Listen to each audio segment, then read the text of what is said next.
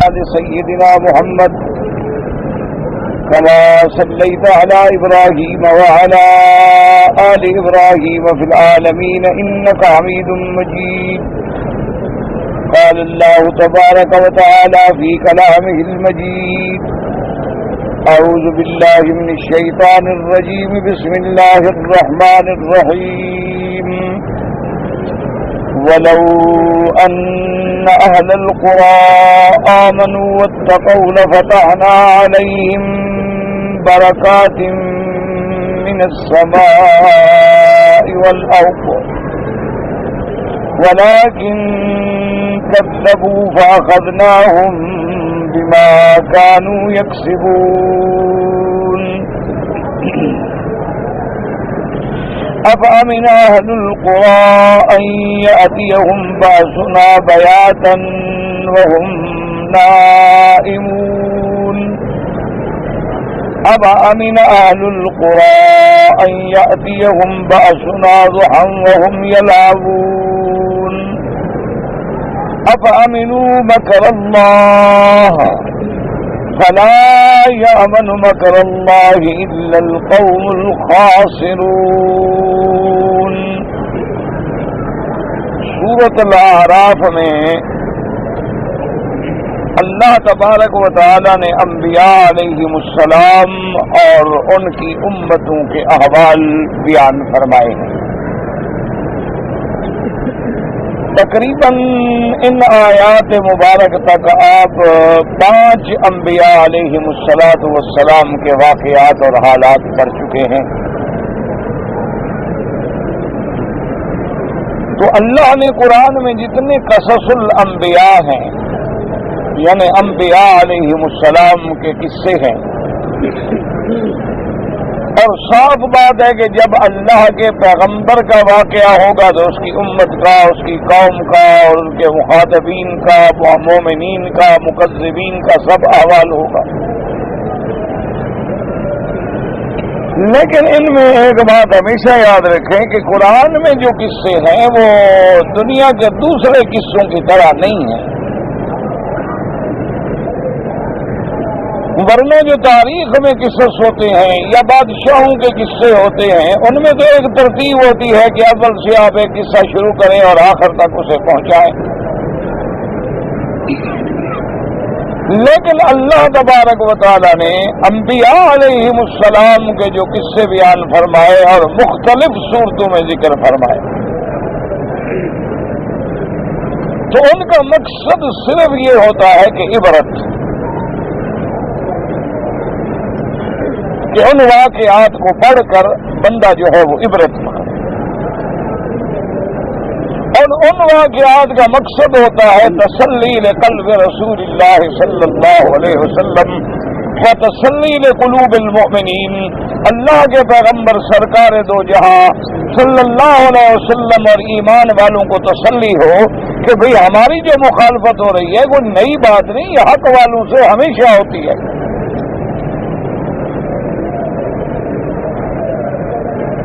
اسی لیے عربوں کا ایک محاورہ ہے کہ البلاء اذا عمت خفت. کیا مانا کہ جب بلا جو ہے نا عام ہو جائے تو ہلکا ہو جاتا ہے بوجھ. مثلا آپ کے گھر میں اللہ نہ کرے آپ کا بچہ بیمار ہو جائے تو آپ گھبرا جائیں گے. اولاد ہے، اولاد کو دیکھ کے ہر آدمی گھبرا جاتا ہے. لیکن آپ کو جب یہ پتا لگے کہ نہیں بھائی یہ بیماری تو اس کے گھر میں بھی ہے، فلانے کا بچہ بھی بیمار ہے، فلانے کا بھی، فلانے کو کہنا یار یہ ایسی بیماری آئی ہوئی ہے ہر گھر میں ہے، تو آدمی مطمئن ہو جاتا ہے کہ چلو کوئی خاص بات نہیں. مقصد یہ ہے کہ بیماری جو ہے یہ عام ہے اور ہر گھر کے بچے میں ہے. حالانکہ بیماری تو بیماری ہے، ایسی بات سے کہ تمہارا بچہ ٹھیک تو نہیں ہو گیا، لیکن چونکہ وہ مصیبت جو تھی وہ عام ہو گئی تو ہلکی ہو گئی.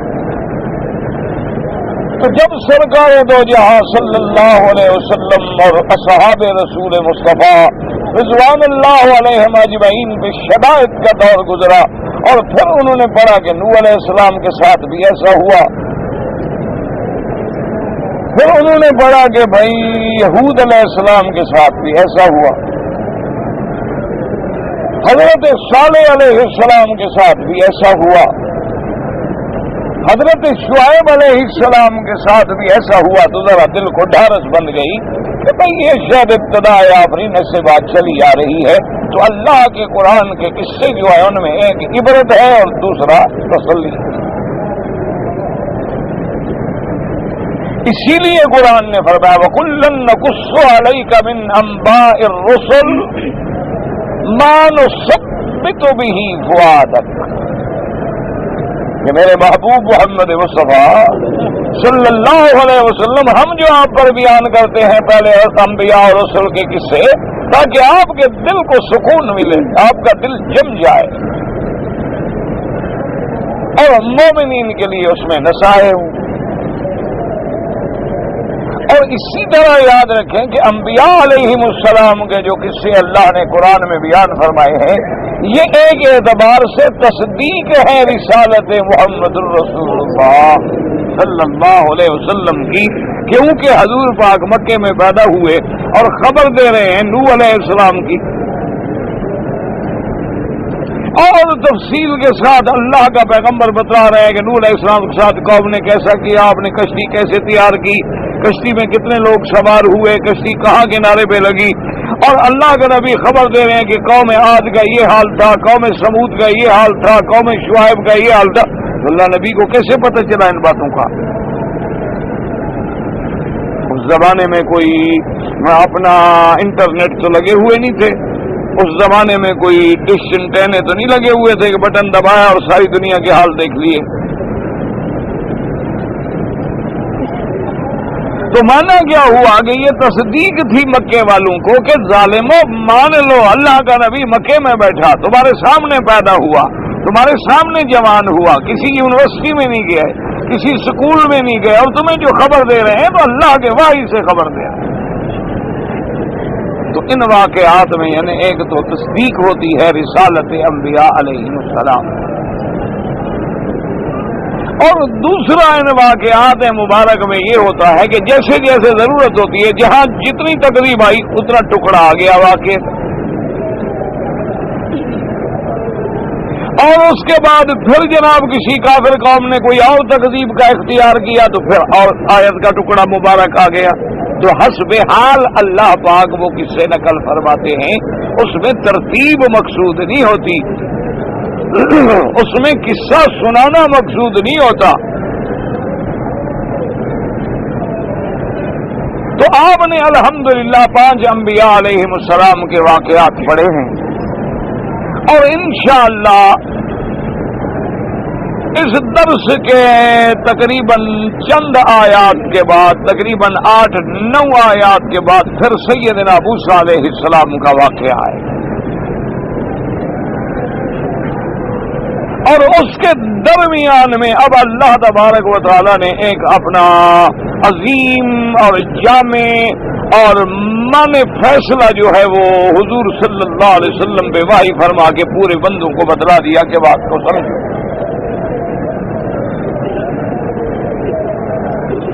اللہ نے ارشاد فرمایا کہ میرے محبوب محمد مدنی صلی اللہ علیہ وسلم آپ ان کو بتلائیں کہ وَلَوْ أَنَّ أَهْلَ الْقُرَىٰ آمَنُوا وَاتَّقَوْا لَفَتَحْنَا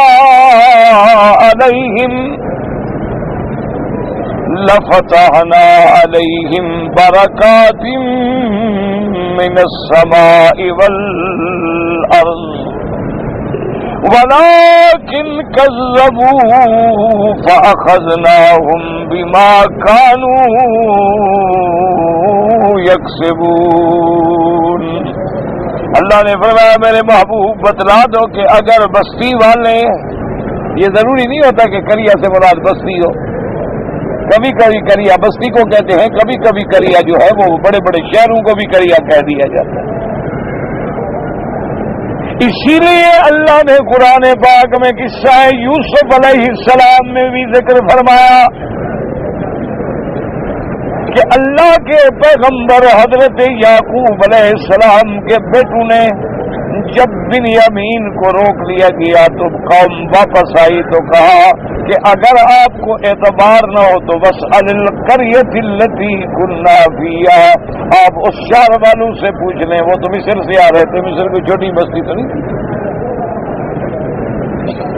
اسی لیے اللہ نے فرمایا لتنذر ام القری ومن حولها کہ میرا بدی آپ مکے والوں کو اور اس کے گرد پورے عالم کو ڈرائیں.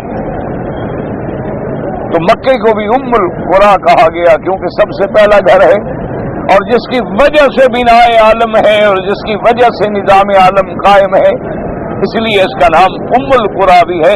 گویا یہ سب بستیوں کی ماں ہے. ماں جیسے اصل ہوتی ہے اسی سے اولادیں نکلتی ہیں. اس لیے ہمیشہ یاد رکھیں کہ کبھی کبھی تو ہوتا ہے قریے کا مراد مانا ہوتا ہے بستی، اور کبھی قریے کا اطلاق جو ہے بڑے بڑے مدینے پہ بڑے بڑے شہروں پہ بھی کر دیا جاتا ہے. جیسے آتا ہے قریہ سدوم، لوط علیہ السلام کی قوم کی بستی، تو وہ تو لاکھوں کی آبادی تھی، تو بستی تھوڑی سی چھوٹی تھی، لیکن اس پہ اطلاق قریے کا آ جاتا ہے. اسی طرح قرآن کہتا ہے وَكَم مِّن قَرْيَةٍ أَهْلَكْنَاهَا، کتنے شہر ہم نے اجاڑ دیے، کتنی بستیاں ہم نے برباد کر ڈالی. اس لیے یاد رکھیں اللہ نے فرمایا کہ میرا محبوب ان بستی والوں کو شہر والوں کو بتائیں کہ وَلَوْ أَنَّ أَهْلَ الْقُرَىٰ آمَنُوا وَاتَّقَوْا، اگر یہ بستی والے ایمان لائیں اور اللہ سے ڈریں، یعنی دل میں بھی ایمان ہو، تقوی بھی ہو، اللہ کا خوف بھی ہو، اللہ کا ڈر بھی ہو، لَفَتَحْنَا عَلَيْهِمْ بَرَكَاتٍ مِّنَ السَّمَاءِ وَالْأَرْضِ، تو ہم کھول دیں گے ان پہ آسمان و زمین کی برکتیں.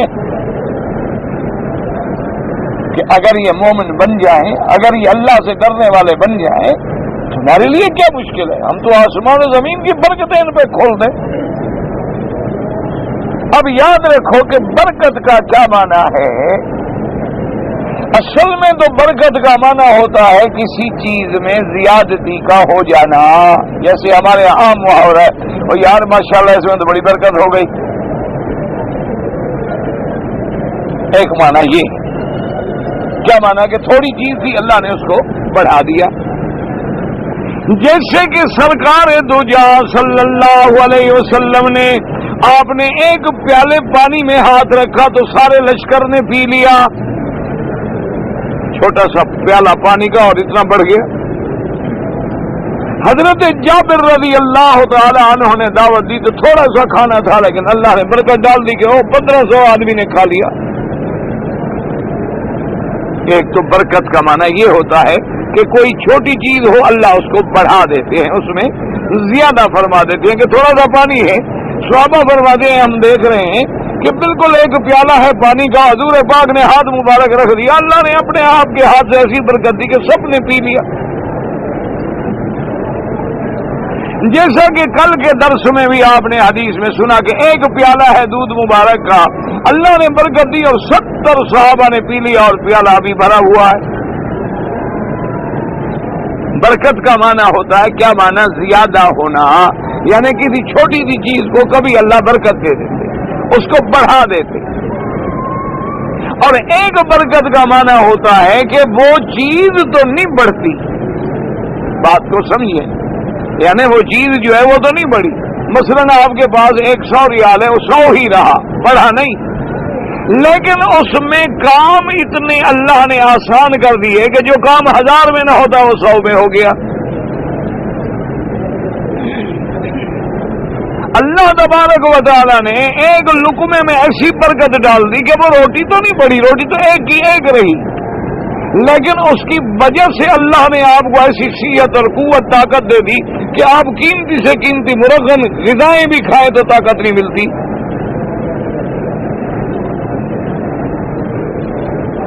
یعنی آپ اندازہ فرمائیں نا کہ ابتدائی اسلام میں سرکار دو جہاں صلی اللہ علیہ وسلم کے ابتدائی دور میں سیدہ صدیقہ رضی اللہ تعالیٰ عنہ عائشہ فرماتی ہیں کہ ہم نے تو پیٹ بھر کے کبھی کھجوریں بھی نہیں کھائیں جب تک خیبر فتح نہیں ہوا. یعنی مدینہ منورہ میں جانے کے بعد بھی کہتی ما شبع آل محمد صلی اللہ علیہ وسلم हुजूर के घर वालों ने पेट भर के कभी खजूरें भी नहीं खाई जब तक खैबर फतह नहीं हुआ।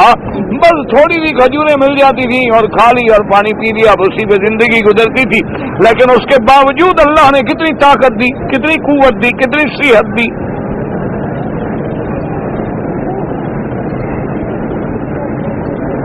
कितने बड़े बड़े काम किए उन्होंने, शुजाअत वाले, जो आज आप 20 खाने खाकर भी नहीं करते।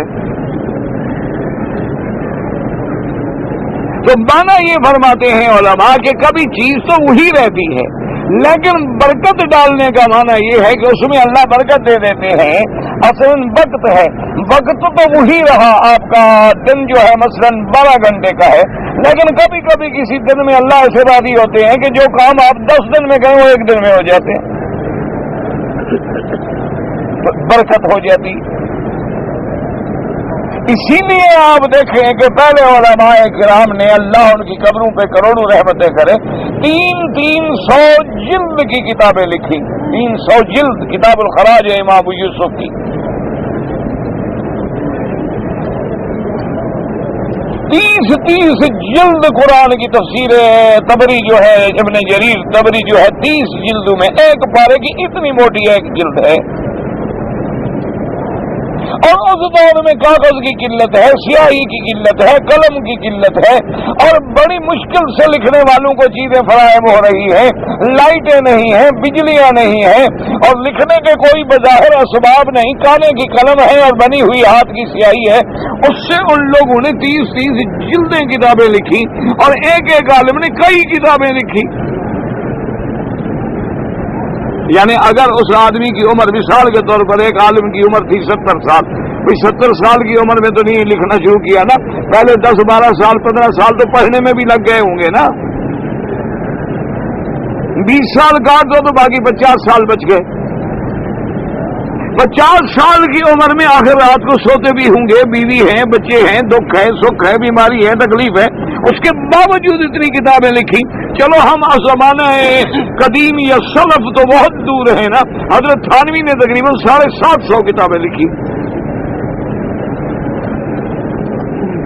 अच्छा, और दुनिया का कोई फन नहीं जिसमें किताब नहीं लिखी।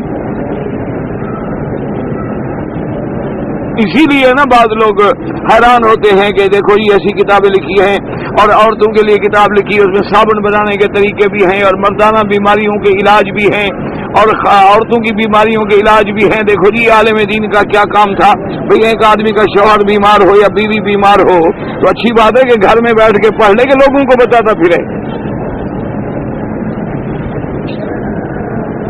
ये तो अपनी अपनी सोच है ना, ये तो अपना अपना फिक्र होता है, अपनी अपनी सोच होती है। अब तो चूंकि जब शहरी दुनिया और जदीद जमाने से गुजर रहे हैं, हमारे देहातों में तो अभी तक भी ये आलम होता है कि अगर औरत न मिले, औरत मर जाए, लेडी डॉक्टर न हो तो वो हाथ नहीं दिखाएगी डॉक्टर को।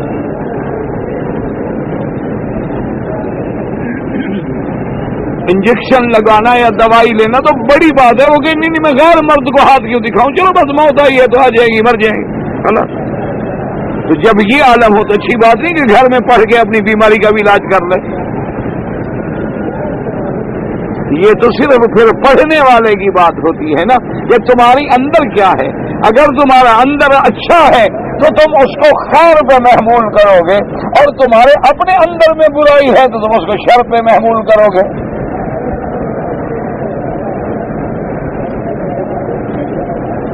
ये तो फिर हर पढ़ने वाले की सोच है कि वो क्या सोचता है।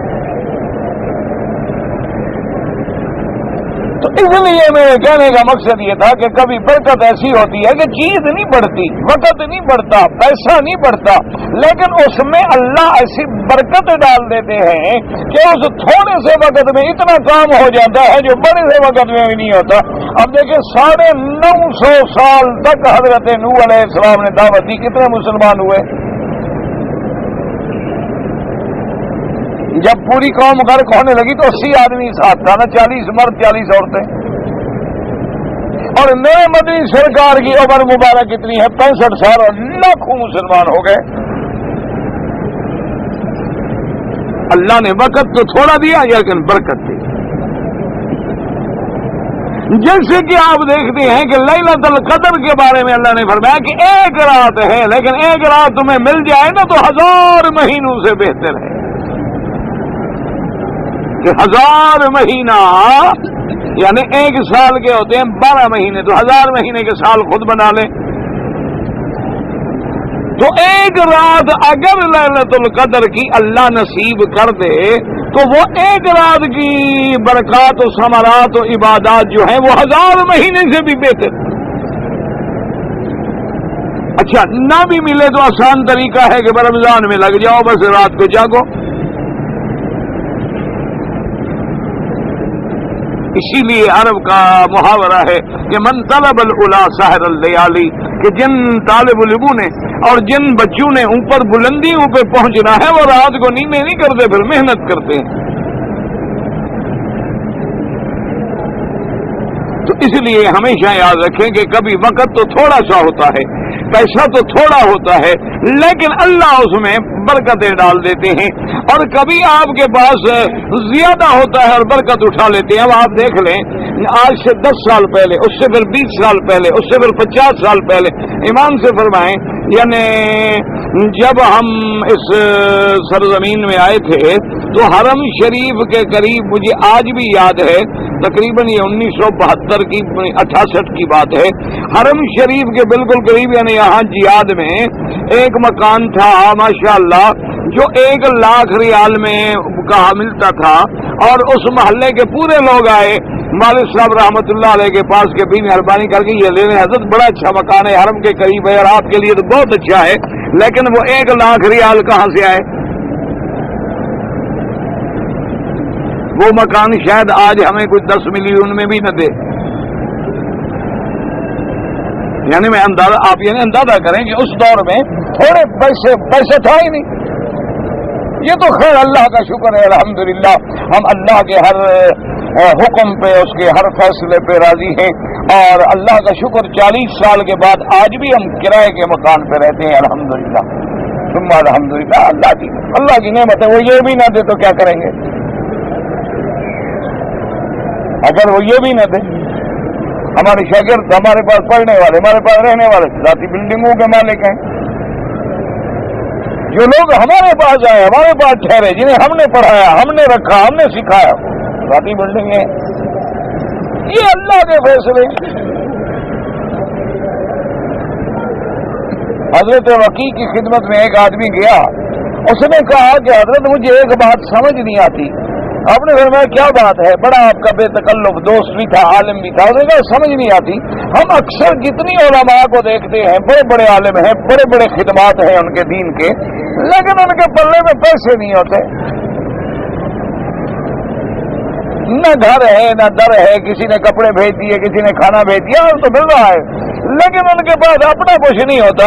تو حضرت مسکرائے اور فرمایا رضینا قسمت الجبار فینا لنا علم وللجہال مالو. فرمایا اللہ کی قسمت پہ، اللہ کی تقسیم پہ ہم راضی ہیں. اللہ نے ہمیں علم دیا، جاہلوں کو دولت دی، تو کیا ہو گیا؟ اس نے کہا یہ دولت اندھی ہوتی، آتی جاہل کے پاس ہے، پڑھے لکھے کے پاس نہیں آتی. دولت کی آنکھیں دیکھی ہیں آپ نے کبھی؟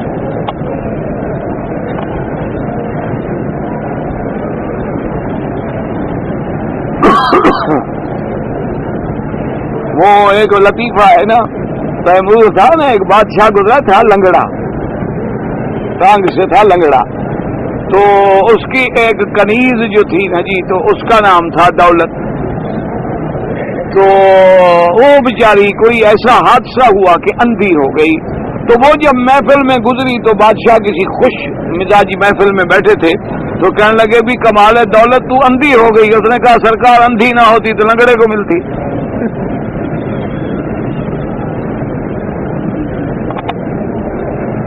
چپ ہو گیا بادشاہ. اس نے کہا بھی بات تو اس نے ٹھیک کہہ دی، اب اس کا کیا جواب ہے میرے پاس؟ اس نے کہا دولت تو ہوتی اندھی ہے، اندھی نہ ہوتی تو لنگڑے کو مل جاتی. بتا ڈانگوں والا اس کو کوئی نہیں ملا تھا. تو یہ تو اتفاقات کی بات میں کہہ رہا ہوں. مقصد میرے کہنے کا یہ ہے کہ اللہ تبارک و تعالیٰ، اب دیکھیں کہ پہلے جو ہے پیسہ نہیں، دولت نہیں، اور زمینوں کی پیداوار جو ہے کیا ہوتی تھی، 5 من 6 من 8 من اوسط کپاس پیدا ہوتی تھی، 10 من 11 من 12 من اوسط گندم پیدا ہوتی تھی۔ اب گندم 80 من پیدا ہوتی ہے، کپاس 30 40 من پیدا ہوتی ہے، لیکن ہر آدمی پریشان ہے۔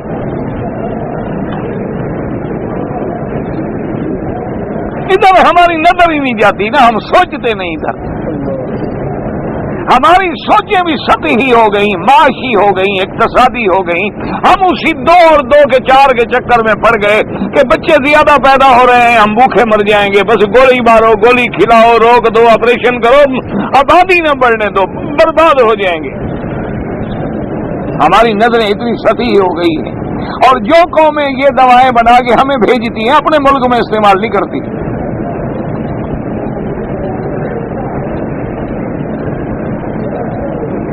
بدبختو، اللہ کا نظام ہے، اگر کوئی بچہ ایک منہ کھانے کے لیے لاتا ہے نا تو 2 ہاتھ کمانے کے لیے بھی ساتھ لے آتا ہے، 2 پاؤں چلنے کے لیے بھی لے آتا ہے۔ اور اللہ تبارک و تعالیٰ کبھی ایک میاں بیوی ہوتی ہے تو غریب ہوتے ہیں، کبھی ایک 10 ہوتے ہیں امیر ہوتے ہیں۔ یہ اللہ کا نظام ہے، یہ بندوں کی کثرت میں نہیں، اور برکات من السماء والارض کا سلسلہ ہے جہاں تیری نظر ہی نہیں جاتی۔ تو آ گیا اقتصاد کے چکر میں، تو خدا کو بھی بھلا بیٹھا، قرآن کو بھی بھلا بیٹھا، اللہ کے نبی کو بھی بھلا بیٹھا۔ تو نے کہا کہ جناب ہمارے پاس پیسے آئیں گے، خزانہ بھرے گا تو ہم چلیں گے، یہ نہیں سوچا کہ اللہ راضی ہوگا تو چلیں گے۔ کبھی خزانے بھرے ہوتے ہیں، پیسہ جو ہے رکھنے کی جگہ نہیں ملتی، بندہ جیل میں پڑا ہوتا ہے، تو کیا کام آیا پیسہ جی؟ وہ کدھر گیا وہ پیسہ؟ کیا فائدہ پہنچایا پیسے نے؟ اور کبھی آدمی کے گھر میں کچھ بھی نہیں ہوتا اور بڑے سے بڑے لوگ جو ہیں وہ دروازے پہ بیٹھے ہوتے ہیں۔ ہمارے ایک تھے، میرے بڑے مہربان تھے، فوت ہو گئے، علامہ، بہت بڑے عالم بھی تھے اور بہت بڑے لیڈر بھی تھے، علامہ ارشد رحمت اللہ، اللہ ان کی قبر پہ، نام رحمت اللہ تھا، لقب ارشد کرتے تھے، فوت ہو گئے، اللہ ان کی قبر پہ رحمت فرمائے۔ بڑا ذہین ذکی آدمی تھا۔ جب مقدمہ قادیانیت چلا تھا نا، علامہ انور شاہ صاحب تشریف لائے تھے مرزائیوں کے مقابلے پر عدالت عالیہ میں، تو اس زمانے میں شارٹ ہینڈ اور یہ مشینیں اور ٹیپ ریکارڈ تو تھے نہیں لگے، تو وہ علامہ ارشد صاحب وہ لکھتے تھے، اتنا زود نویس تھا کہ جب وہ بحث ہوتی تھی وہ ساتھ ساتھ لکھے جاتا، بہت قابل آدمی تھے۔ اچھا تھا وہ ہماری طرح کلندر آدمی کہ کپڑے شپڑے ٹھاٹ پاٹ یہ وہ جناب روزانہ نئے ڈریس، نئے سوٹ، نئے کپڑے، نئے لوگ دیکھتے کہ بڑا آدمی، حالانکہ اس کے رہنے کا گھر نہیں تھا، وہ 2 کمرے کے مکان کرایہ میں رہتے تھے، غریب شریف آدمی، اور جناب اپنی اتنی جگہ بھی نہیں تھی کہ مر جائے تو قبر تو اپنی زمین میں ہو جائے، لیکن رہنے سہنے میں گاڑیاں ہیں، کار ہے، اور بڑے بڑے جناب پاؤں میں قیمتی جوتے ہیں، اور اس زمانے میں 2-2 4-4 ہزار کی شیروانی گلے میں ہے۔ کیا ہے کہ لوگ معتقد ہوتے ہیں، کوئی شیروانی بنا کے لے آیا، کوئی سوٹ بنا کے لے آیا، کوئی سلوار قمیض بنا کے لے آیا، لوگوں نے سمجھا ہے مولوی بڑا امیر ہے۔ تو خیر وہ بیٹھے تھے، تو ایک ان کے بہاولپور کا دور کا واقعہ، ایک بہت بڑے سیٹ تھے، بڑے اس دور میں بھی کروڑ پتی تھے، اللہ والا زندہ ہے، مر گیا، وہ بھی میرے دوست تھے۔ تو وہ ایک دن بیٹھے بیٹھے کہنے لگا کہ علامہ صاحب آپ کی باتیں سنتے ہیں اور آپ کی ظاہری ٹھاٹ باڑ دیکھتے ہیں تو حیران ہوتے ہیں، یار تم نے اتنا بھی نہیں کیا، کم از کم کچھ 2-4 کلے زمین بنا لیتے، بے وقوف کر مر جاؤ تو قبر کی زمین ہو، تم نے بنایا کیا ہے؟ کبھی وہ بادشاہ ملنے آ رہا ہے، کبھی گورنر ملنے آ رہا ہے، کبھی جج ملنے آ رہا ہے، کبھی سپریم کورٹ ملنے، وہی کیا فائدہ ہوا تمہیں اس شان شوکت سے؟ کچھ بناؤ اپنے لیے، تم نے کیا بنایا؟ بڑے بے وقوف آدمی ہو تم۔ اس نے کہا میں نے یہ بنایا ہے کہ تیرے جیسے سیٹھ میری جوتی اٹھاتے ہیں، میں نے یہ بنایا۔ اس نے کہا اور کیا بناؤں؟ بدبخت آدمی۔ انہوں نے کہا دیکھو تم کروڑوں پتی ہو، ٹھیک؟ انہوں نے کہا میرے ڈیرے پہ ایک دن نہ ہو، دیکھو کل میں تمہارا کیا اشر کرواتا ہوں۔ تو تمہارے جیسے لوگ میرے جوتے اٹھا رہے ہیں اور میں کیا بناؤں؟ تم اتنی دولت کے بعد کیوں اٹھاتے ہو میرے جوتے؟ تو دولت تو کچھ نہ ہوئی۔ تو اس لیے اللہ فرماتے ہیں کہ اگر تم ایمان والے بن جاؤ اگر تم مجھ سے ڈرنا سیکھ لو تو میں آسمان و زمین کے برکات کے خزانے تمہارے لیے کھول دوں. بعض علماء فرماتے ہیں کیا مانا کہ وقت پہ بارشیں کر دوں گا اور زمین سے وقت پہ اناج اگا دوں گا. کیا مانا بارش تو ہو گئی لیکن بے وقت ہو گئی. تمہارے کہنا جب ضرورت نہ ہو تو بارش آ جائے اور جب ضرورت ہو تو نہ آئے. پھر بھی تو کوئی فائدہ نہ ہوا نا جی کہ جب غریب گھر میں اور جناب بلوچستان کے جاگی کے پہاڑوں میں غریب رو رو کے مانگ رہے ہوتے ہیں اللہ پانی نہیں مر رہے ہیں. لاکھوں جانور جو ہیں بیچارے کھڑے کھڑے بھوک سے مر گئے پانی سے مر گئے. بارشیں نہ آئے اور جب ضرورت نہ ہو تو آ جائے تو کیا فائدہ ہوا.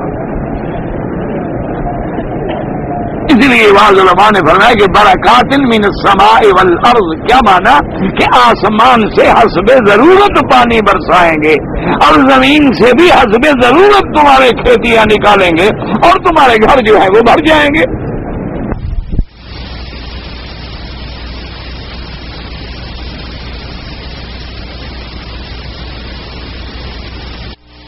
کا جو بننا ہوتا تھا اور شہری کے لیے ہم جو تھے حضرت جہاں ٹھہرے تھے ہم سب وہی ٹھہرے ہوئے تھے تو شہری کے لیے ہم حضرت کی خدمت میں آ جاتے. ساری تو ہم کھا لیتے لیکن حضرت کی خدمت میں آ جاتے تھے آخر میں کہ وہ چائے حضرت ہمیں پلاتے تھے.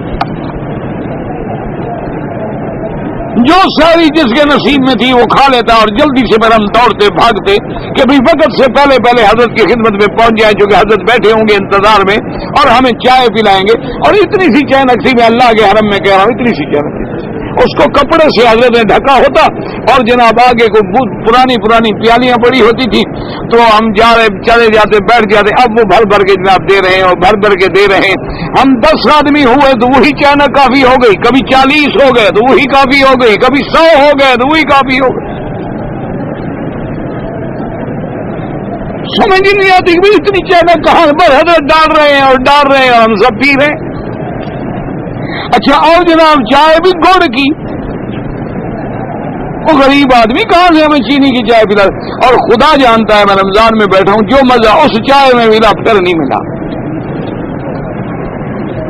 گڑ کی چائے سادہ چائے تھوڑا سا دودھ پڑا ہوا بالکل رنگ دیکھو تو ایسے معلوم ہو جیسے کسی نے کسی گندے جوہر سے پانی بھر کے رکھ دیا ہو لیکن ایسا مزہ اور ایسی چاشنی. اور ایک دن جناب ہم نے کہہ دیا ہم نے کہا حضرت یہ کوئی وظیفہ ہمیں بھی تو بتلاؤ یہ ایک چینک سب کو کیسے کافی ہو جاتی ہے. تو پھر میں بس کل سے چائے بند ہو گئی ہماری چائے. انہوں نے کہا تم ایسے چکروں میں پڑتے ہو اللہ دیتا ہے بس پیتے رہو پی بھی رہے ہو پھر سوال بھی کرتے ہو. اور ہماری چائے بھی ختم ہو گئی. انہوں نے کہا اچھا سوال کیا جی. اب جناب سارے اپنے اپنے کمروں میں بنا رہے ہیں کہ کسی کا ہاتھ چل رہا ہے کوئی پھونکے مار رہا ہے کسی سے اسٹوپ نہیں چل رہا ہے. جیسے طالب نا ہم تو طالب علمی کا دور تو پھر ایسا ہوتا ہے نا جی. لیکن استاد نے پھر نہیں پھیلائی جانے کا بس جو پینی تھی تمہارے مقدر میں ہو گئی بات. تم تو پھر بابا تحقیق کرنے لگ گئے ہو میری کرامتیں لوگوں کو بتانا چاہتے ہو میری بزرگیاں لوگوں کو دکھانا چاہتے ہو. کوئی اللہ دیتا ہے دے رہا ہوں نہیں دے گا تو نہیں دے ختم ہو گئی. تم کون ہو میرے شوبازی کرنے والے. وہ لوگ چھپاتے تھے اپنی بزرگیاں اور آج کے بزرگ کہتے ہیں کہ جناب ہمیں رات کو نبی پاک ملے تھے اور یہ پیغام دے گئے. یہ پیر بھی ہم نے انوکھے دیکھے ہیں پتہ نہیں ڈرامہ باز ہیں پیر ہیں کیا بلا ہے. اور اللہ کے بندے جن کو اللہ جوہر دیتا ہے وہ چھپا لیتے ہیں وہ پی جاتے ہیں وہ ظاہر نہیں کرتے. وہ کسی کو کہانیاں سنانے نہیں چاہتے کہ ہم نے خواب دیکھا ہے اور حضور نے ہم سے ٹکٹ مانگی ہے اور حضور ہمارے گھر میں آئیں گے اور حضور ہمیں ملیں گے. کہانیاں نہیں سناتے لوگوں کو. وہ تو سب کو اندر ہضم کر جاتے ہیں بات باہر نکلتی ہی نہیں. کوئی اور بھی کہہ دے تو وہ کہتے ہیں بابا دعا کرو بس اللہ پاک رحمت کرے. ایسی بات نہیں ہے بس وہ تو اپنے آپ کو مٹاتے ہیں بناتے ابھارتے نہیں. ہمیشہ یاد رکھو آپ نے دیکھا نا چنے کو پکانا شروع کرو نا تو چنا کیسے ٹپکتا ہے اور بھاری چیز ہو تو پڑی رہے گی کبھی وہ اچھلے گی نہیں. یہ جو زیادہ اچھلے نا سمجھ لیا کرو کہ اندر خالی ہے بالکل جھوٹ بول رہا ہے ڈرامے کر رہا ہے. اگر کچھ ہوتا تو پھر یہ ایسی باتیں کہتا، سوال ہی پیدا نہیں۔ تو اس لیے اللہ تبارک و تعالی نے فرمایا یاد رکھو کہ اصل بات کیا ہے، ایمان اور تقوی۔ اگر یہ اختیار کر لو تو پھر اللہ کی برکتیں آ جاتی، جیسے دوسرے مقام پہ قرآن کہتے ہیں وَمَن يَتَّقِ اللَّهَ يَجْعَل لَّهُ مَخْرَجًا وَيَرْزُقْهُ مِنْ حَيْثُ لَا يَحْتَسِبُ۔ اللہ نے فرمایا جو مجھ سے ڈر جائے، جو میرا تقوی اختیار کر لے، میں اس کے لیے راستے کھول دیتا ہوں اور ایسے جگہ سے رزق دیتا ہوں کہ اس کے گمان میں بھی نہیں ہوتا، اس کے خیال میں بھی نہیں ہوتا کہ مجھے یہاں سے بھی رزق ملے گا، دے دیتا ہوں۔ وَمَن يَتَوَكَّلْ عَلَى اللَّهِ فَهُوَ حَسْبُهُ إِنَّ اللَّهَ بَالِغُ أَمْرِهِ قَدْ جَعَلَ اللَّهُ لِكُلِّ شَيْءٍ قَدْرًا۔ اللہ فرماتی ہیں جو میرے اوپر توکل کرتے ہیں میں کافی ہوں، پھر ان کے لیے ان کو کسی کی ضرورت نہیں ہوتی، ان کو پر کسی چیز کی ضرورت نہیں ہوتی۔ حضرت عبداللہ ابن مسعود کو جب حضرت عثمان رضی اللہ عنہما نے فرمایا کہ حضرت اگر چاہیں تو میں کچھ پیسے بیت المال سے بھیج دوں، آپ نے فرمایا عثمان جب جوانی تھی، صحت تھی، طاقت تھی، پیسوں کی ضرورت تھی، اس وقت تو تو نے نہیں بھیجے، اب موت کی گھڑی قریب ہے، میں کیا کروں گا پیسے؟ انہوں نے کہا کہ حضرت مہربانی کریں، میں بیت المال سے پیسے بھیجتا ہوں، آپ کو ضرورت نہیں، آپ کے بچے ہیں، بیٹیاں ہیں، بیوی ہے، اولاد کے کام آ جائیں گی۔ تو حضرت عبداللہ ابن مسعود مسکرائے، آپ نے فرمایا عثمان میری بیٹیوں نے سورۃ الواقعہ یاد کر دی ہے، وہ روزانہ رات کو سورت پڑھ لیتی ہیں، اور اللہ کے نبی کا فرمان ہے کہ سورۃ واقعہ پڑھنے والے کو کبھی بھوکا نہیں رکھتا، تو جب وہاں سے مل رہا ہے پھر مجھے تم سے مانگنے کی کیا ضرورت ہے؟ یہ ہوتے ہیں اللہ والے، وہ بتاتے نہیں کسی کو، اس لیے فرمایا۔ اچھا اب دوسری بات سمجھیں جو سب سے بڑا اشکال ہے، اور ہمارے فرمایا کہ آزاد خلاصہ کیا نکلا کہ ایمان اور تقوی سے برکت ملتی ہے۔ وہ کہتی ہے کہ جب ہم یہ دیکھتے ہیں کہ کافر ہیں، فاسق ہیں، فاجر ہیں، بد کردار ہیں، شرابی ہیں، زانی ہیں، لیکن ان پہ بھی پیسہ برس رہا ہے۔ فرعون کے پاس بھی بڑا پیسہ تھا، قارون کے پاس بھی بڑا پیسہ تھا، نمرود و شداد کے پاس بھی بڑا پیسہ تھا، جن نے دنیا میں اپنی جنتیں بنا لی تھیں، جنہوں نے دنیا میں ایسے ایسے محل بنائے۔ جنت بنا کیا ہے، مانا یہ آرام کی ایسی ایسی چیزیں بنائی، جیسے آج کل بھی تمہارے بڑے بڑے لوگ جو ہیں 20-20 لاکھ کے ان کے ایک پلنگ ہے، ایک بیڈ۔ انا للہ و انا الیہ راجعون۔ 50 لاکھ ریال ایک باتھ پہ، حمام پہ لگا ہوا ہے۔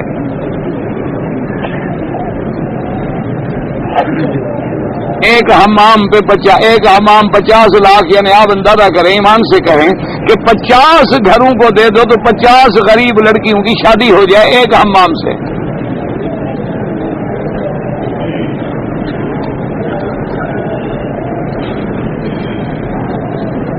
آپ کا بڑا آدمی جو ہے نا، ایک دن میں جو پیٹرول جلاتا ہے نا، جو پیٹرول، اگر وہ ایک دن کے پیسے ہوں تو غریب کا بچہ 1 سال کے لیے مدرسے میں پڑھ سکتا ہے۔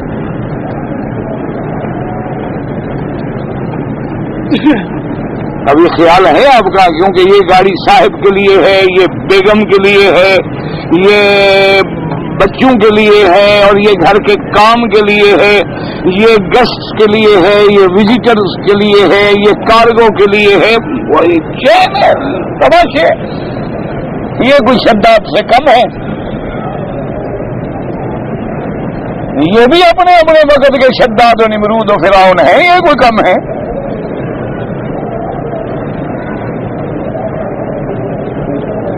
جن کے ایک وقت میں شراب کی ایک بوتل جو ہے وہ ہزاروں میں آتی ہے، 20 ہزار، 25 ہزار کی ایک بوتل ہے جو صاحب شام کو پیئیں گے۔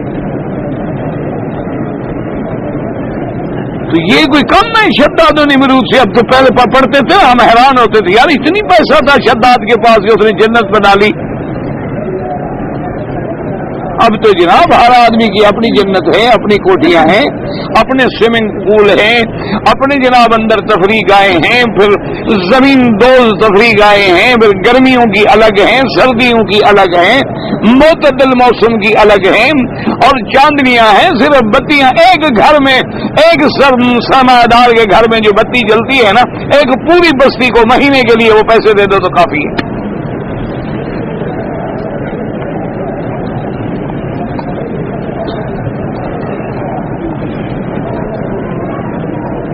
اللہ تبارک و تعالیٰ بس رحمت فرمائے. تو اب وہ علماء یہ کہتے ہیں, بات کو سمجھیں کہ بھی اگر اللہ کا رزق جو ہے وہ ایمان و تقوی پر ہے تو ہم نے تو دیکھا ہے کہ اللہ کے دشمنوں کو بھی مل رہا ہے.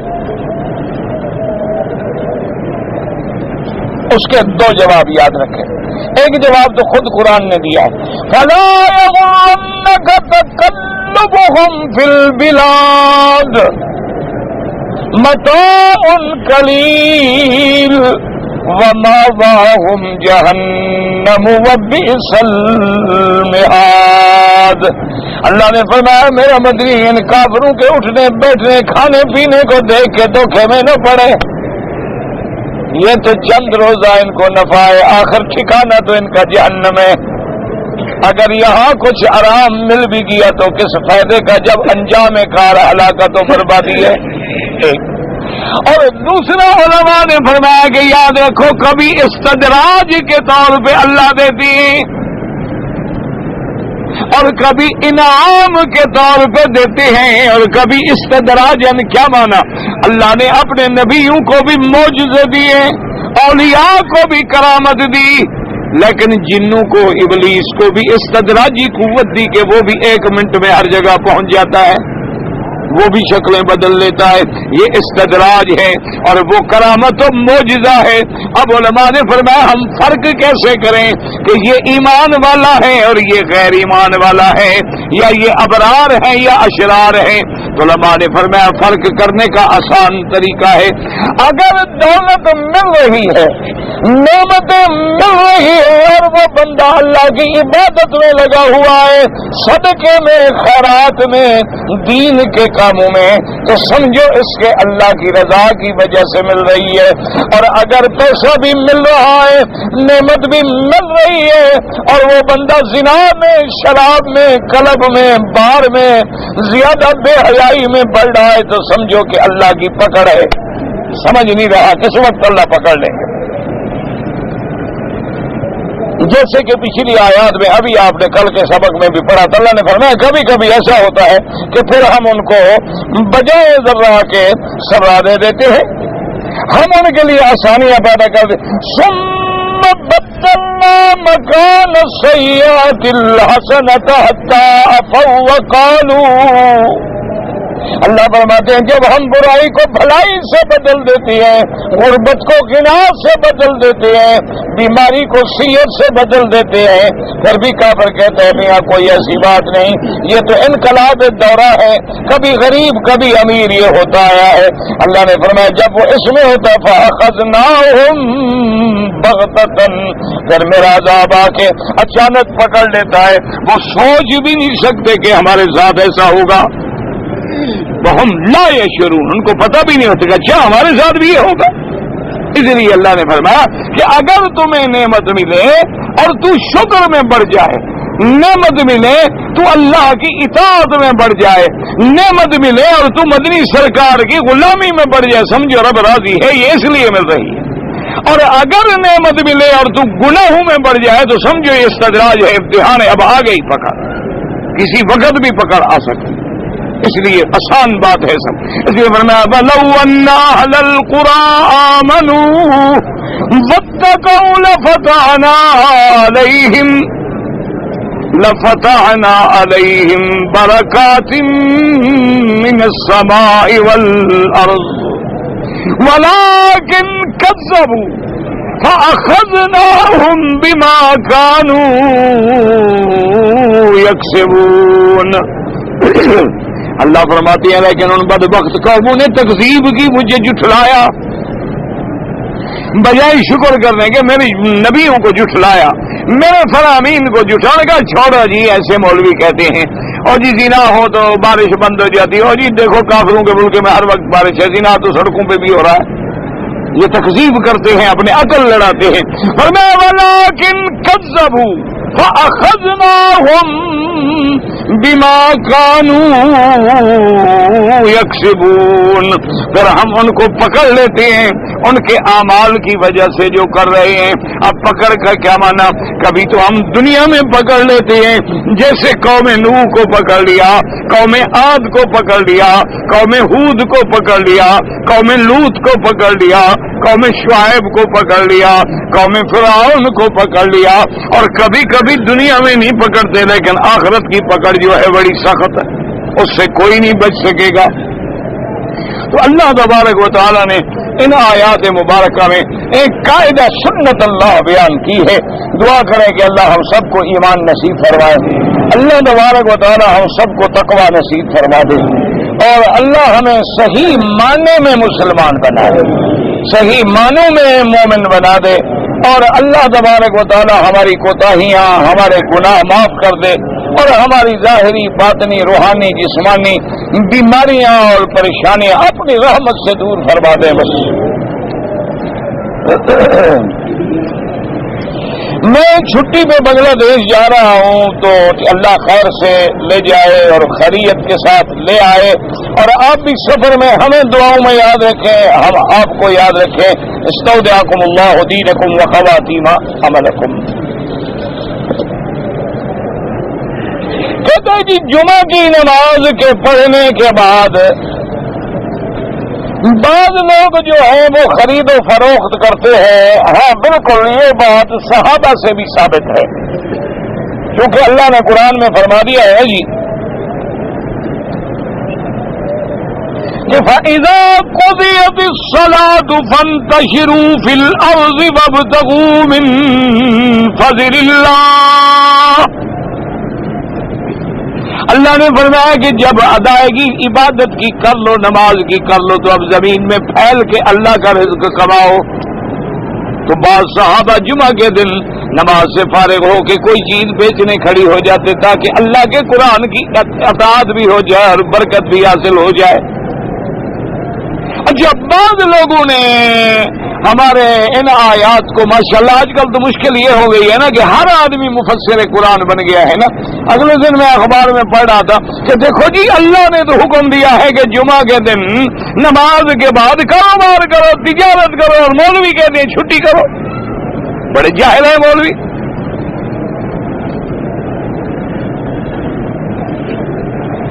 سبحان اللہ، کیسے دیکھو کیسا سمجھا ہے خدا کے قرآن کو۔ بھئی اگر تم نے ایسا ہی سمجھنا ہے تو پھر تو اسلام میں چھٹی کا کوئی مفہوم ہی نہیں، نہ کرو، بالکل چھٹی کرو ہی نہیں۔ کون کہتا ہے آپ کو چھٹی کرو؟ جب ملک غریب ہے تو کام کرو، اور اگر چھٹی کرنی ہے تو کوئی ایک دن تو مقرر کرنا پڑے گا۔ تو پھر جب نبی پاک کا فرمان ہے کہ یہودیوں نے سبت اختیار کیا، یہود نے چنا ہفتے کا دن، عیسائیوں نے چنا اتوار کا دن، اللہ نے میری امت کے لیے رکھا جمعے کا دن۔ جب تم نے چھٹی کرنی ہے جیسے باقی قومیں کر رہی ہیں، تو پھر ان سے تشبہ اختیار کرنے کی کیا ضرورت ہے؟ اسلام سے تشبہ اختیار کرو، ورنہ نہ کرو۔ کون کہتا ہے کہ کرو؟ اگر کرنا ہی ہے۔ اچھا، بعض لوگ کہتے ہیں دیکھو جی، اگر ہم چھٹی کرتے ہیں جمعہ کے دن تو اصل میں باہر کے ملکوں سے ہمارا کاروبار نہیں ہو سکتا، تو یہ عرب والے جو جمعہ کے دن چھٹی کرتے ہیں بھوکے مر گئے، کاروبار ان کا ختم ہو گیا۔ اچھا، دوسرا یہ کہتے ہیں جی دیکھو بڑا مشکل ہو جاتی ہے نا جی کہ اگر ہم نے اتوار کو چھٹی کر دی تو پھر اس کا مطلب ہے کہ وہ تو ہمارا کام جو ہے، ان کے پاس بھی چھٹی تھی، وہاں بھی کام نہیں تھا، ہمارا کام بھی نہیں تھا۔ اگر ہم نے جمعہ کی چھٹی اپنا کی یا اور کسی دن چھٹی کر لی تو نتیجہ یہ نکلے گا کہ ایک دن ان کے پاس چھٹی ہوگی تو ہمارا کہنا ہفتہ اتوار ان کی چھٹی ہو گئی۔ اور ایک دن ہماری ہو جائے 3 دن ہمارا کام نہیں ہوتا، یہ بھی بالکل جھوٹ ہے۔ جب تمہارے پاس دن ہوتا ہے وہاں رات ہوتی ہے، جب وہاں رات ہوتی ہے تمہارے پاس دن ہوتا ہے، کون سے بینک ہیں ٹائم ہے تمہارا ملتا ہے کام کرتے ہو تم؟ جھوٹ ہے، جھوٹ کے گپاؤں ہوتے ہیں بھلا۔ اور بھائی اگر یہاں رات ہے وہاں تو دن ہو رہا ہے، وہاں تو ابھی زور بھی نہیں ہوئی، اور یہاں آپ سو جائیں رات ہو گئی ختم، آپ کی تو ہر چیز بند ہو گئی ہے، چھٹی ہو یا نہ ہو۔ یہ کیا دھوکھا ہے؟ مقصد علماء کا یہ ہے کہ بھائی اگر چھٹی نہیں کرنی اچھی بات ہے، کام کرو سارے کرو، دن میں بھی کرو رات میں بھی کرو، اللہ تبارک و تعالی ہمت دے برکت دے تاکہ تمہارا بھلا ہو۔ اور اگر کرنی ہے تو پھر کافروں کے ساتھ مشابہت کیوں اختیار کرو؟ پھر اس چیز کو کیوں نہ لو جس کو حضور نے فرمایا کہ جمعہ جو ہے وہ عید للمؤمنین، مومن کی عید ہے، تو عید کے دن چھٹی کیوں کرتے ہو؟ اسی لیے حضرت عمر کو جب یہودیوں نے کہا تھا کہ اللہ کے قرآن کی جو آیت اتری ہے نا الیوم اکملت لکم دینکم واتممت علیکم نعمتی، اگر ہمارے نبی پہ اترتی تو ہم عید مناتے۔ حضرت عمر نے کہا یہودی سے تم جاہل ہو، جب یہ آیت اتری ہے ہم نے تو 2 عیدیں منائی تھی، اس دن جمعہ کا دن تھا اور عرفات کا دن تھا، مسلمان کے لیے جمعہ بھی عید عرفات بھی عید، تو عرفات کے دن بھی ڈپٹی کریں گے آپ یا چھٹی کریں گے؟ تو عید کیوں کہا گیا ان دنوں کو؟ باقی یہ ہے کہ کام کرنا یا تجارت کرنا یہ تو بند نہیں ہوتا۔ اچھا پھر ہم چھٹی کریں گے تو سودا خریدنے بھی جائیں گے، ہم تو بیٹھے رہیں گے دفتر میں، تو دکان کھول کے دکان والا بیٹھا ہے، سودا کون لے گا؟ تو یہ تو اشارہ ہے کہ جاؤ خریدو فروخت کرو، اپنا کام شام کرو، یہ نہیں کہ ڈیوٹی کرو، یہ تو اور اشارہ ہے۔ لیکن اللہ پاک سمجھ عطا فرما دے۔ بہرحال اگر آپ تجارت کرتے ہیں تو اس آیت کے مطابق انشاءاللہ اللہ برکت دیں گے، لیکن برکت تب ہوگی جب تجارت بھی حلال سے کرو نا۔ اگر طواف کے 2 رکعت نماز جو ہے، امام ابو حنیفہ رحمۃ اللہ علیہ فرماتے ہیں کہ فجر کے بعد نہ پڑھو جب تک سورج نہ نکلے، عصر کے بعد نہ پڑھو جب تک کہ غروب نہ ہو جائے، سورج ڈوب نہ جائے۔ باقی ائمہ کے نزدیک حرم میں گنجائش ہے، باہر وہ بھی کہتے ہیں کہ نہ پڑھو۔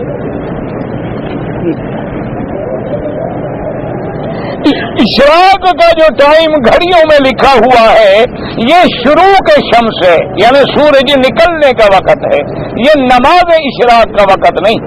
نماز اشراق یہ ہوتی ہے کہ سورج نکل کے قید رمح ایک نیزے کے برابر آگے آ جائے، یعنی کیا مانے اس ٹائم کے ساتھ 15 منٹ اور ملا لیں اور پھر نماز اشراق پڑھیں۔ خیر القرون حضور کا زمانہ، صحابہ کا زمانہ،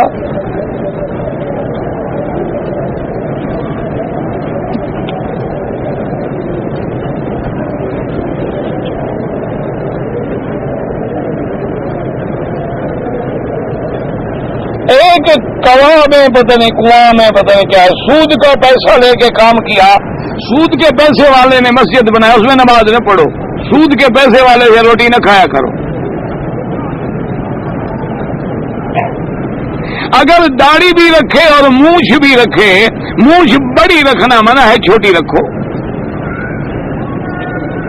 اگر کوئی آدمی عمرے کی چادریں تو گھر میں باندھنی، پھر مسجد عائشہ جا کے نیت کر لی، کوئی بات نہیں، جائز ہے، لیکن بہتر یہ ہوتا ہے کہ وہیں جا کے سب کچھ کریں۔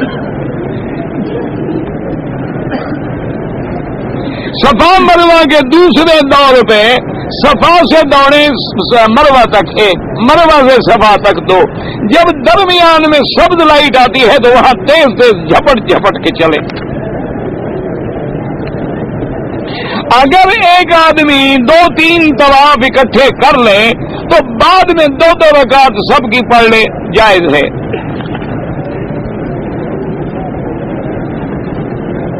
حضرت لوط علیہ السلام جو ہیں ان کا نام لوط ہے، وہ ان کی قوم کی مناسبت سے نہیں ہے، بلکہ وہ قوم ان کی وجہ سے کہتی تھی، لیکن بعد میں وہ لفظ غلط استعمال بھی کیا گیا۔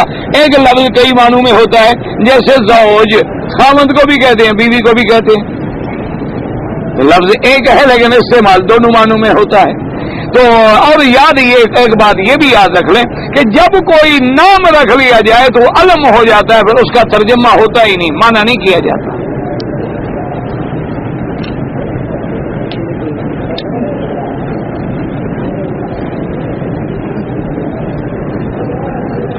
اگر آپ ڈپٹی کے لیے مکے سے مدینے آتے ہیں جاتے ہیں تو پھر عمرے کی کوئی ضرورت نہیں۔ میں اگر تیسری رکعت میں شامل ہو گیا تو آپ کا مقصد یہ ہے کہ کل مغرب کی 3 رکعتیں تھی، تو آپ 1 رکعت آپ نے پڑھ لی، اب 2 آپ کے ذمہ ہیں، سلام پھیر کے کھڑے ہو کے 1 رکعت پڑھ کے بیٹھ گئے تو تشہد پڑھ کے پھر 1، تاکہ 2 آپ کی اکٹھی ہو جائے اور 1 پھر علیحدہ ہو جائے۔ رکوع میں بسم اللہ نہیں پڑھی جاتی، رکوع میں سبحان ربی العظیم، اور جب کھڑا ہو تو سمع اللہ لمن حمدہ۔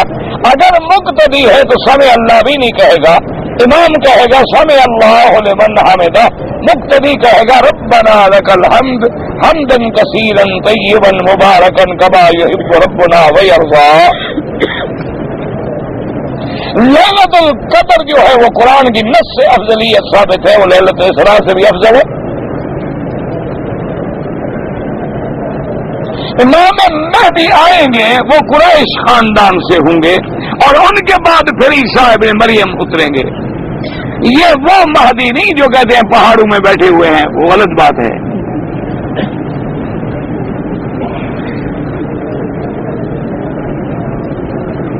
اللہ آپ کو جگہ دے، دعا کرو ایمان دے، جگہ تو گزر رہی ہے نا، دعا کرو اللہ ایمان کے ساتھ رکھے، اللہ عفو و عافیہ نصیب کر دے، اللہ دادم حیات کسی بندے کا محتاج نہ کرے۔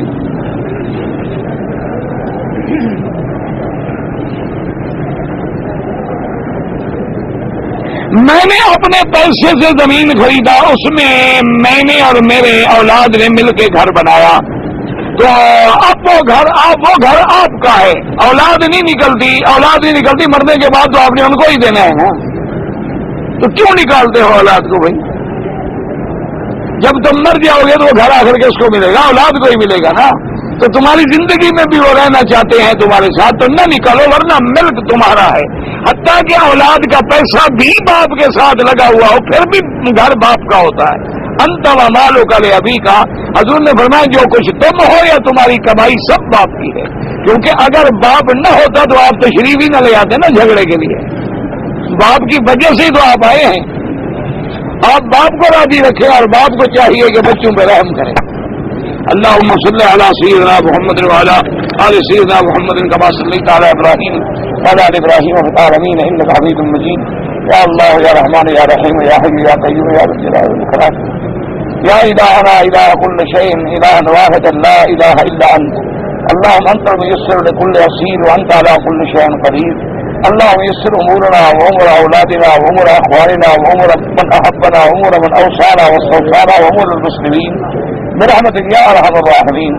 یا اللہ عالم اسلام کی عزت کا فیصلہ فرما، یا اللہ مسلمان جس ملک میں بھی ہیں ان کی جان مال آبرو عزت کی حفاظت فرما، یا اللہ مسلمانوں کو اتحاد و اتفاق نصیب فرما، یا اللہ مسلمانوں کو شر سے محفوظ فرما، یا اللہ ہم سب کو صحیح معنوں میں ایمان کی حلاوت نصیب فرما، یا اللہ ہماری اولادوں کو ہدایت نصیب فرما، یا اللہ جن مسلمانوں کے گھر میں بچیاں ان کے رشتے آسان فرما، یا الہ العالمین سب کی ظاہری باطنی روحانی جسمانی پریشانیاں دور فرما، یا الہ العالمین یا اللہ ہمیں مانگنا بھی نہیں آتا، بغیر مانگے اپنی رحمت عطا فرما، یا اللہ ہمیں حرمین شریفین کے برکات و ثمرات نصیب فرما، یا الہ العالمین ہمیں قرآن پاک کی سمجھ نصیب فرما، یا اللہ ہمیں حضور سرکار دو جہاں کی غلامی نصیب فرما، یا اللہ ہمیں صحابہ اہل بیت اولیاء علماء کی محبت نصیب فرما، یا اللہ جو علماء فوت ہو گئے، جو لوگ فوت ہو گئے، کلمہ پڑھنے والے فوت ہو گئے، ان کی قبروں کو باغ جنت بنا،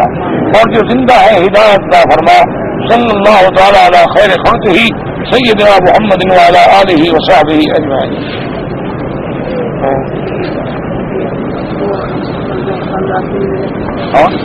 السلام علیکم۔ اچھا وعلیکم السلام۔